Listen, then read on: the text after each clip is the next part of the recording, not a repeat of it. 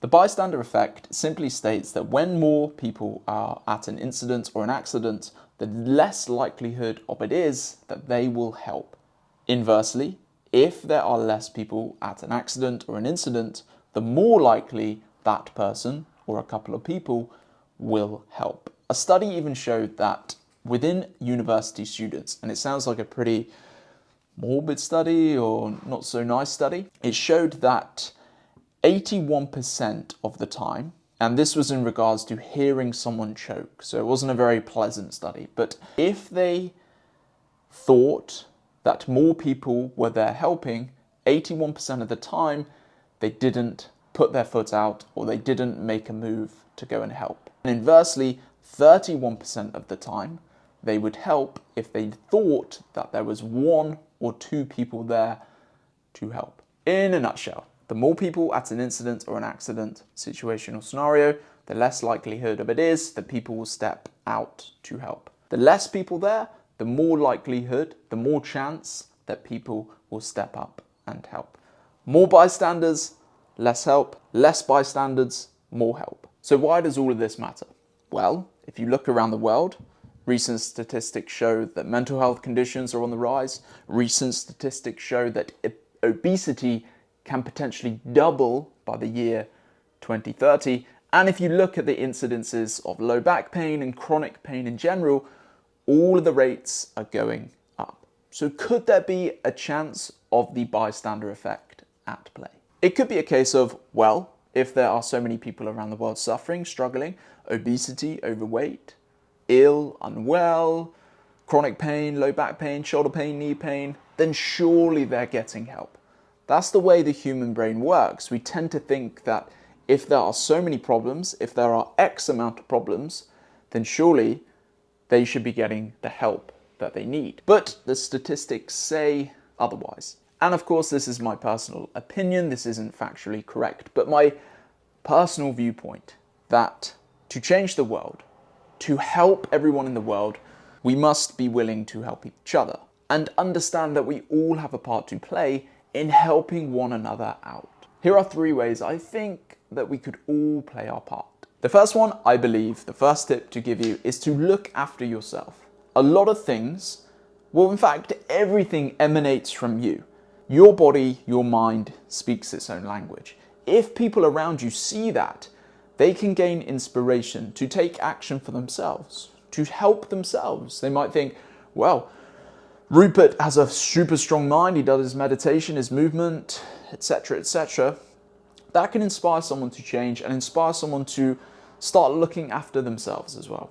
Another person may look strong in the body, strong physique, know they train well. Again, people can gain inspiration from that. Looking after ourselves will emanate to other people to hopefully inspire change for themselves. And when one person can inspire change, that can help one other person. That one person who has got help may then help 2, 3, 4 people around them to take action as well. Those 4 people might inspire 8 people, 10 people, whatever the case. It's a multiplier effect at hand here, essentially.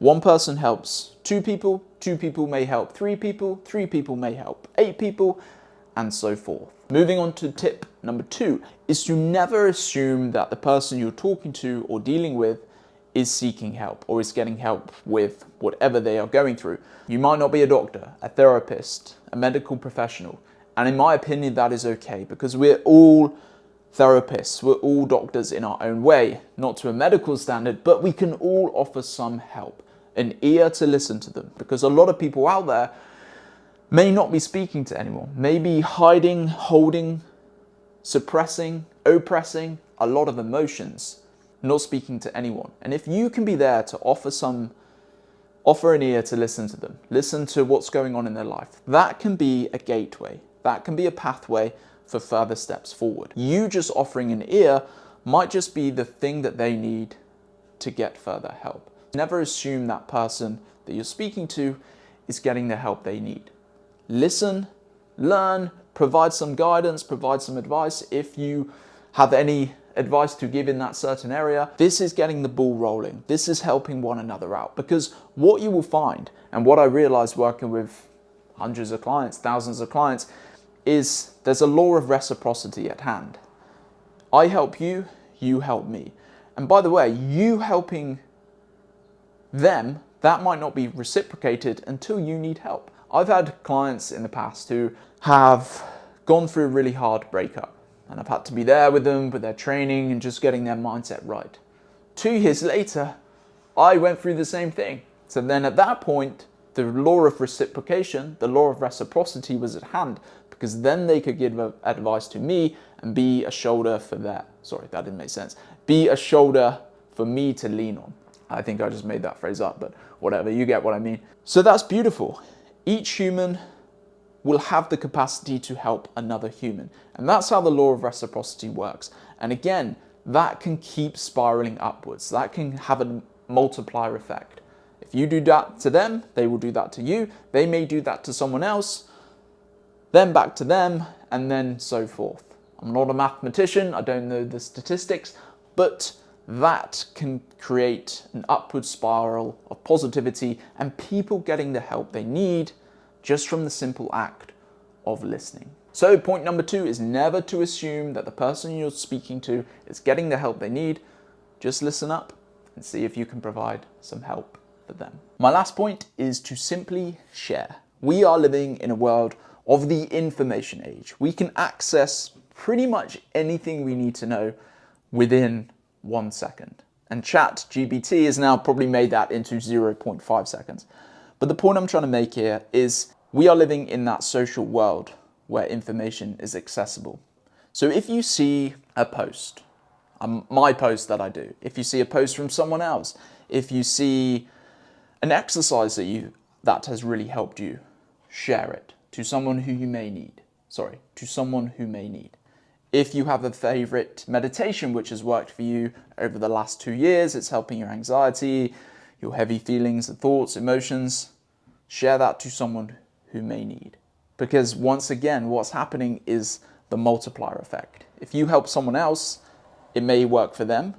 They will share to their family, they will share to their friends, and they will share to them, and etc., etc. So if we can share what works for us, and hey, it might not all the time work for someone else, but at least we've put the work in to try and help someone else. Again, it's using the bystander effect to think and not to assume that someone around you, your friends, your family, co-workers, are getting the help that they need. So a simple share can help 1,000 people.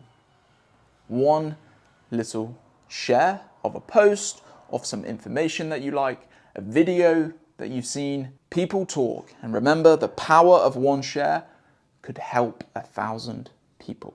If something works for you, give it a share. Cool.